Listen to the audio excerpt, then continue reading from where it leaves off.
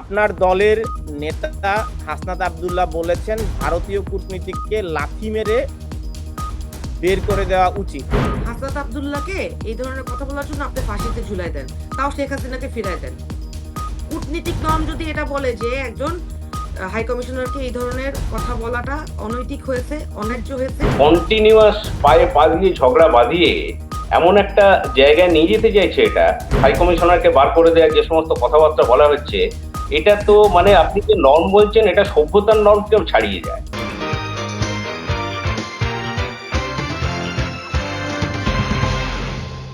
Diplomatic norm রয়েছে, কোনো কূটনীতিক এবং কোনো হাই কমিশনার যদি নর্ম ভঙ্গ করেন তখন একটি দেশের সাথে আরেকটি দেশের কূটনৈতিক সম্পর্ক ছিন্ন হয়। আপনি একজন আইনজীবী, অ্যাডভোকেট, আপনার দলের নেতা হাসনাত আব্দুল্লাহ বলেছেন ভারতীয় কূটনীতিককে লাথি মেরে বের করে দেওয়া উচিত। আপনি যদি লাথি মারাটা তো অ্যাসল্ট এবং এটি দণ্ডনীয় অপরাধ, হ্যাঁ, আইনের ভাষায়। তো একজন কূটনীতিককে কি একটি দেশে একটি রাজনৈতিক দলের শীর্ষ নেতা লাথি মেরে বের করে দিতে পারেন কিনা? আপনি 2 মিনিট সময় পাবেন। হাসনাত আব্দুল্লাহকে এই ধরনের কথা বলার জন্য আপনি ফাঁসিতে ঝুলাই দেন, তাও শেখ হাসিনাকে ফিরাই দেন।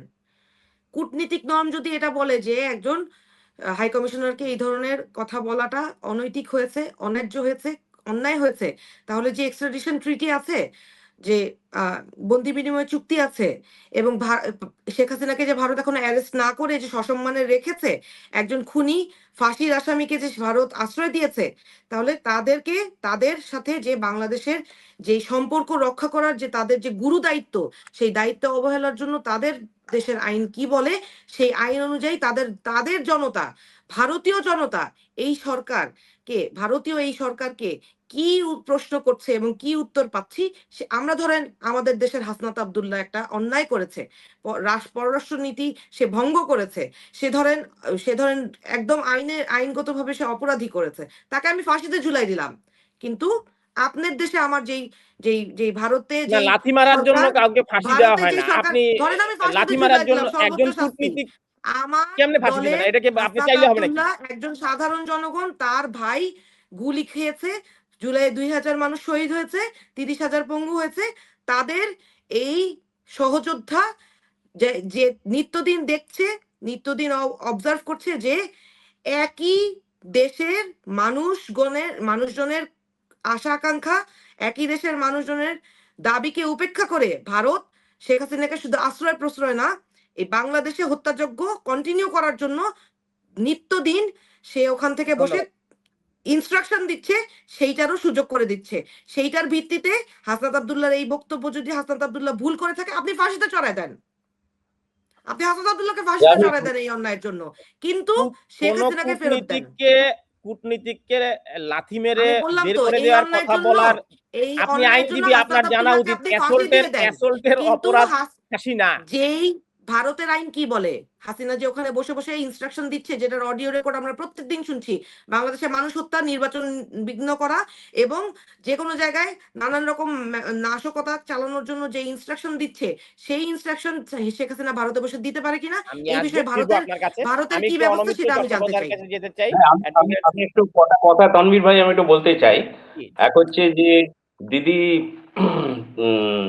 একটু স্বাভাবিকভাবে উত্তেজিত বেশি হয়ে পড়ছেন।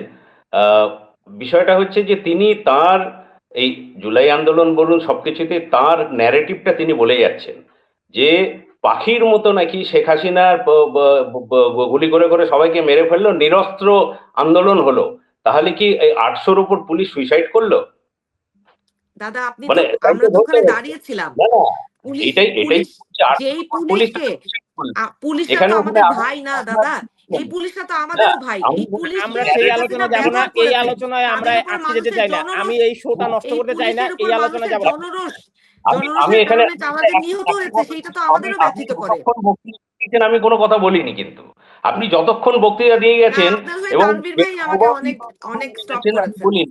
বাইরে গিয়ে আমি যেটা বলতে চাইছি যে এই যে হঠাৎ করে, যেখানে সামনে ফেব্রুয়ারি মাসের 12 তারিখে ইলেকশন, সেখানে আপনি খেয়াল করে দেখুন যে এই যে হঠাৎ করে যে অ্যান্টি ইন্ডিয়ান যে এটা প্রোপাগান্ডাটা এখানে তোলা শুরু হলো, এক নম্বর এটা শুরু হয়েছে অ্যান্টি ইন্ডিয়ান প্রপাগান্ডা এখান থেকে শুরু হয়নি, যেখান থেকে শেখ হাসিনা বসে বাংলাদেশের নাশকতা চালানোর জন্য ইনস্ট্রাকশন দিয়েছে সেখান থেকে শুরু হয়েছে। আপনি কথা বলার সময় আপনি যখন বলে গেছেন আমি তো কোনো কথা জাস্ট এক্সপ্লেইন করেছি দাদা।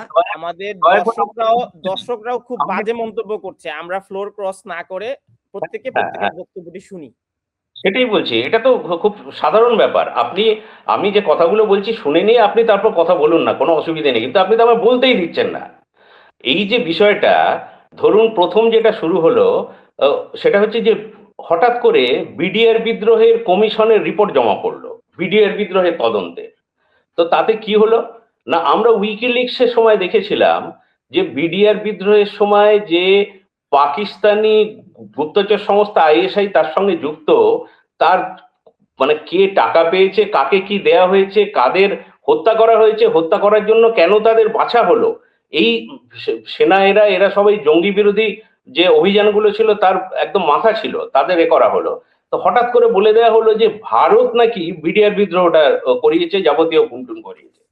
এটা থেকে শুরু হলো। তারপরেই যেটা দেখা গেল সেটা হচ্ছে যে এই হঠাৎ নর্থ ইস্ট নিয়ে ইতিমধ্যে কতগুলো ব্যাপার এখানে হয়েছে, যে আমাদের মানে আমি জানি না উনি কি সরে গেলেন নাকি?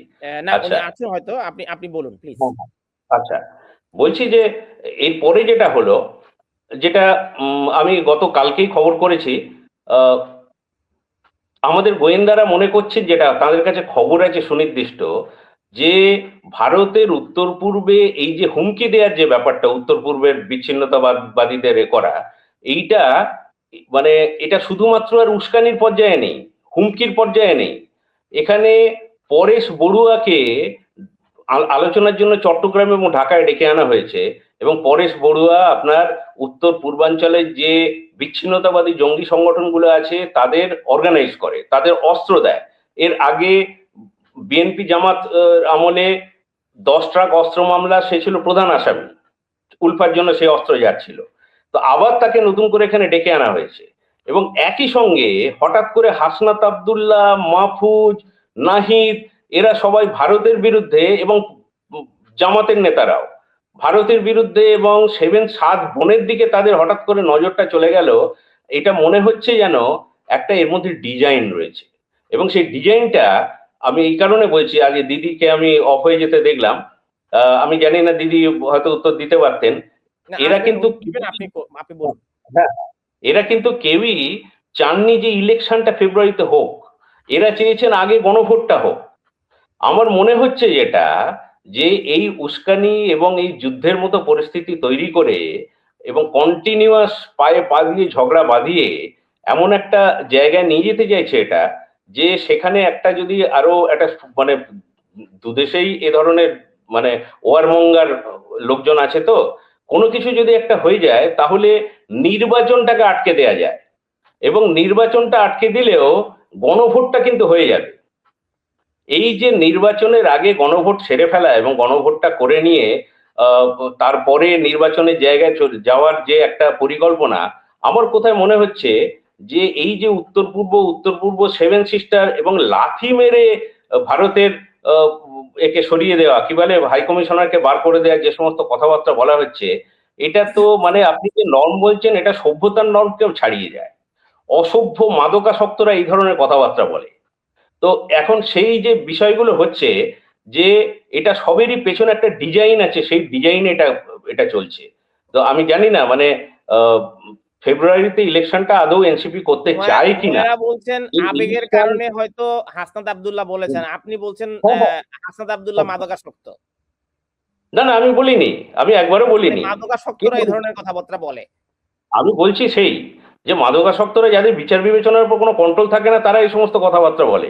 আর যেভাবে 2000 ভাই মরেছে, যার 2000 ভাই মরেছে, যার 30,000 ভাই পঙ্গু হয়েছে, যার 2000 আপনি জাতিসংঘে তো 1400 বলছে, এর মধ্যে পুলিশ আছে, আপনি আবার 600 বাড়াই দিলেন কোথা থেকে? That is just reported 1400. You are a Bangladeshi, Tanvir bhai, don't forget this. You know the facts. আমি বলছি যে আপনার according to facts বলতে হবে। হ্যাঁ, ফ্যাক্ট বলছি। কিন্তু ধরেন আমার আপনি একজন আজকে ভাই 2000 মারা বললেন, গিয়েছে। কালকে যদি আবার ধরেন 2500 আমার বলেন। একজন ভাই মারা গিয়েছে। ধরেন আমার একজন ভাই মারা গিয়েছে, তার খুনি ভারতে বসে নির্দেশনা দিচ্ছেন যে বাংলাদেশের নির্বাচনের আগে নাশকতা সৃষ্টি করতে হবে। এটা কি ভুল? আপনারা ধরেন হাসনাত ভুল করেছে, আমি তো বলেছি হাসনাত লাথি দিবে বলেছে, হাসনাতকে এই জন্য ফাঁসি দিয়ে দেন। কিন্তু এই লাথি শেখ হাসিনাকে দিয়ে ভারত থেকে বাংলাদেশে পাঠিয়ে দেন না। আপনাদের নরম কোথায় থাকে যখন বাংলাদেশের সাথে এক্সট্রাডিশন ট্রিটি থাকার পরও আপনার সরকার ভারতে শেখ হাসিনাকে আশ্রয় দেয় এবং সেখানে বসে বসে শেখ হাসিনা বাংলাদেশের বিরুদ্ধে ষড়যন্ত্র করে? আচ্ছা, তনবীর ভাই কোনো প্রশ্ন আছে নাকি? আমার প্রশ্ন হচ্ছে, না, শেখ বক্তৃতাই হাসিনাকে লাথি চলছে। দিয়ে মনে বাংলাদেশে হয় পাঠান আগে। আচ্ছা, সেই আলোচনাটি তো চলছে অ্যাডভোকেট হুমায়রা। আমরা টকশোর মাধ্যমে তো চট করে ওনাকে ভারত থেকে বের করে দিতে পারবো না। আলোচনাটি আমার চলছে পক্ষে তাই উভয় দেশে, আপনি সেই কথাটা বলেন না উভয় কেন? আমার দেশের। পাশে সেই কথাটা বলেন না কেন? সে বিচারের মুখোমুখি হোক না। না, তবে তো উভয় সে দেশের বিচারের মুখোমুখি হোক পররাষ্ট্র না, তবে তো প্রমাণ হবে। না, তবে তো অজিত প্রমাণ হবে যে দোভালের সাথে সত্যটা কি। বাংলাদেশের নিরাপত্তা উপদেষ্টার সাথে তো বৈঠক হয়েছে। সেই বৈঠকে বৈঠকের পরে এই বাংলাদেশের পর্যন্ত আদালতের তারা কেন দণ্ডপ্রাপ্ত কোনো সাবেক পজিটিভ সাইন প্রধানমন্ত্রীকে দিচ্ছে ফিরিয়ে না? দেওয়ার জন্য তো কি করে শেখ হাসিনা ওখানে বসে বাংলাদেশের নাশকতা করার নির্দেশনা দিচ্ছে এবং সেটা আবার রেকর্ডে আমি আমরা সবাই আপনার জানতে কাছ থেকে পারছি। আরো একটু কি সহযোগিতা করে চাই, দিচ্ছে? অ্যাডভোকেট কি হুমায়রা করে প্লিজ। দিচ্ছে তানভীর ভাই? আচ্ছা, আপনি কি তারেক রহমানের আচ্ছা, আমি বক্তব্যটি আরেকটা জিনিস, শুনেছেন? দাদা কয়েকটা বক্তব্য বলেছে, আমি সেটা এক্সপ্লেইন করছি। প্রথমত, আমরা নির্বাচন চাইনি কথাটা সত্য না। আমি নিজে একজন নির্বাচনী প্রার্থী এনসিপির পক্ষ থেকে। সুতরাং এনসিপি এবং এনসিপির যারা নেতারা আছেন তাদের বিরুদ্ধে এই যে ভারত বিদ্বেষী বলে যে এই আখ্যায়িত করা হচ্ছে, এই কথা ভুল।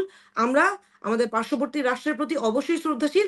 আমরা বিশ্বাস করি পার্শ্ববর্তী রাষ্ট্রের মানুষ এবং ভারত সরকার তাদের চিন্তাধারা একই না। ভারতে মুক্তিকামী মানুষ আছে যারা খুনিদের আশ্রয় দিতে চায় না। আপনারা হয়তো ভারত সরকার হয়তো এই মুক্তিকামী মানুষের জবান, শেখ হাসিনা যেমন আমাদের জবান বন্ধ করে রেখেছিল, ভারতীয় সরকার হয়তো এই মুক্তিকামী মানুষের জবান আপনি বন্ধ তো করে পারলে রেখেছে। আমার না জবানটাও হয় এখানে বন্ধ করে দেন না, মানে আমরা না হয় কোশ্চেনই করতে দেন না উনি তো অনেকগুলো কথা বলে সেগুলোর উত্তর দিচ্ছি। আপনি প্লিজ। তো ওনার সাথে এরকম করেন না, খালি আমার সাথে এরকম করেন দাদা।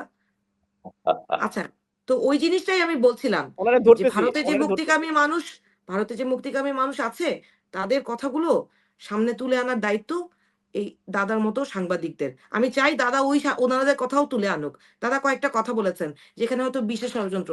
নির্বাচন আমরা চাই, গণভোট আগে হোক পরে হোক, এই কথাটা যেটা বললেন, এনসিপি কখনো গণভোট আগে চায় নাই। এনসিপি স্পষ্ট করে বারবার ব্যক্ত করেছে গণভোট এবং জাতীয় নির্বাচন একই দিনে হোক, আগে হোক পরে হোক, এটা নিয়ে আমাদের কোনো অসুবিধে নেই। আপনি যেটা বলেছেন এই বক্তব্যটা সঠিক না। আমরা বারবার বলেছি, আমি নিজে নীতি নির্ধারণী কমিটির মিটিং এ আমি নিজে স্পষ্টভাবে জানি যে গণভোট যারা আগে চেয়েছে সেই দল আমরা না। সুতরাং তাদের সাথে আমাদেরকে মিলিয়ে ফেলে আমাদেরকে হত্যাযোগ্য করে তোলার কোনো কারণ নাই। এক, দ্বিতীয় হচ্ছে আহ আরেকটা জিনিস বলেছেন, সেটা হচ্ছে ভারতের বিরুদ্ধে কথাগুলো সেই দিন থেকে মানুষের মনে আশঙ্কা তৈরি হয়েছে যেই দিন থেকে ভারত শেখ হাসিনাকে নিরাপদ আশ্রয় না শুধু বিলাসী জীবন যাপনের সুযোগ দিয়েছে। আপনার দেশে আমি জানি অনেক মানুষ আছে সামান্য পানিটুকু খেতে পায় না, পানির কষ্টে ভুগে। আপনার দেশে অনেক মানুষ আছে যারা যারা 3 বেলা 2 মুঠো ভাত খেতে পায় না।